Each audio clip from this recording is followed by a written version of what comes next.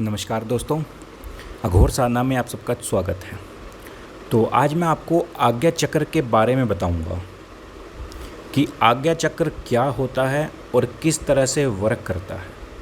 आज मैं संपूर्ण जानकारी दूंगा, तो आपको तभी समझ में आएगा आज्ञा चक्र का जब आप पूरी वीडियो को ध्यान से सुनेंगे, वरना ऐसे आपको स्टार्टिंग में आज्ञा चक्र का बिल्कुल भी पता नहीं लगेगा कि आज्ञा चक्र क्या होता है, किस तरह से काम करता है।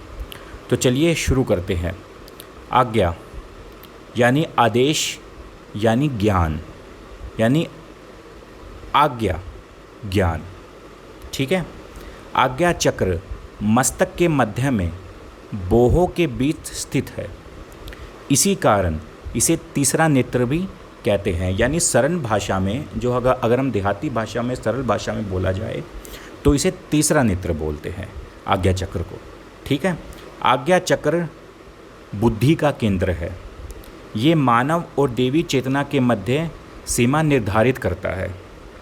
यह तीन प्रमुख नाड़ियों, चंद्र नाड़ी, सूर्य नाड़ी और केंद्रीय मध्य नाड़ी के मिलने का स्थान है।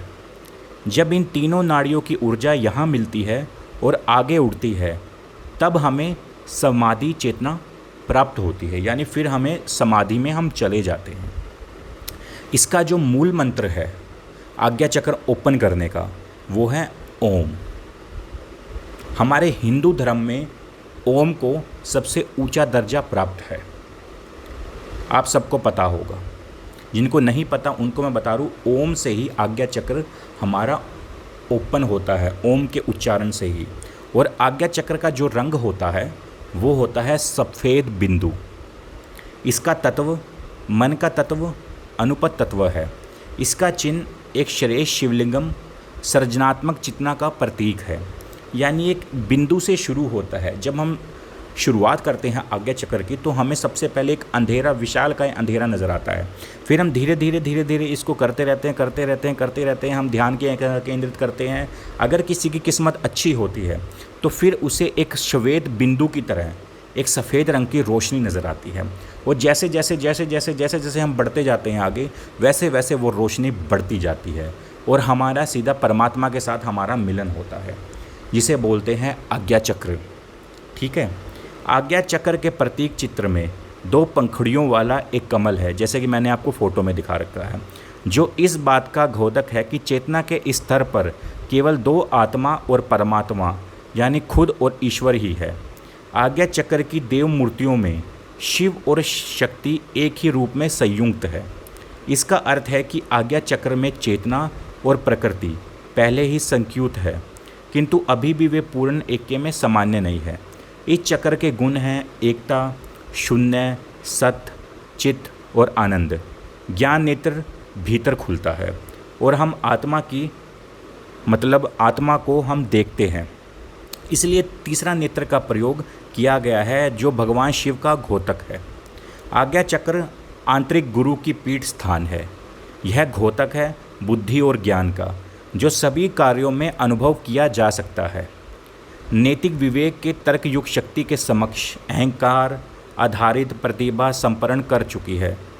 ठीक है।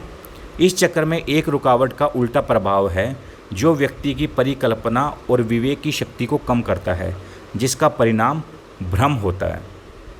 ठीक है।